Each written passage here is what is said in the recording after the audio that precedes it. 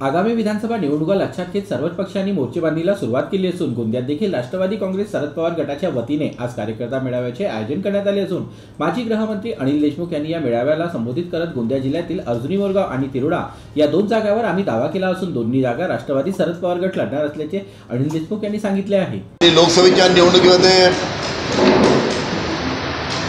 महाराष्ट्रात 31 खासदार महाविकास आघाडीचे निवडून आले। काँग्रेस, राष्ट्रवादी, शिवसेनेचे जवळजवळ 10 पैकी 8 खासदार विदर्भात निवडून आलेत। आता तशाच प्रकारची परिस्थिती विधानसभेमध्ये सुद्धा आहे। गोंदिया जिल्ह्यामध्ये आणि भंडारा जिल्ह्यामध्ये 7 मतदारसंघ आहेत आणि या 7 मतदारसंघामध्ये आमच्या ज्या राष्ट्रवादी काँग्रेस शरद पवार गटाची जी हक्काची जागा आहे ती नंबर 1 तिरोडा, नंबर 2 अर्जुनी मोरगाव आणि नंबर 3 तुमसर।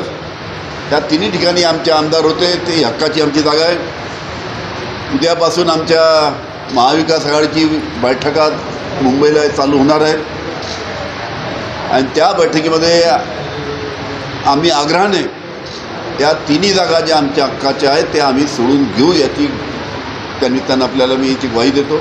तर या मेळाव्यात गोंदिया जिल्ह्यातून कार्यकर्ते आणि नेत्यांनी हजेरी लावत अनिल देशमुख यांच्या सूचना ऐकून घेत येत्या निवडणुकीत महाविकास आघाडीतील आपल्या पक्षाचा उमेदवार कसा निवडून येईल यासाठी सर्वतोपरी मदत करणार असल्याची ग्वाही कार्यकर्त्यांनी दिली असून या मेळाव्यात गोंदिया भंडारा जिल्ह्यातील माजी खासदार आणि माजी आमदार यांच्यासह नेते कार्यकर्ते मोठ्या संख्येने उपस्थित होते।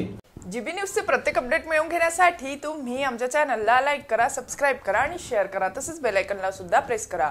आपला जिल्हा, आपली बातमी, जीबी न्यूज गोंदिया।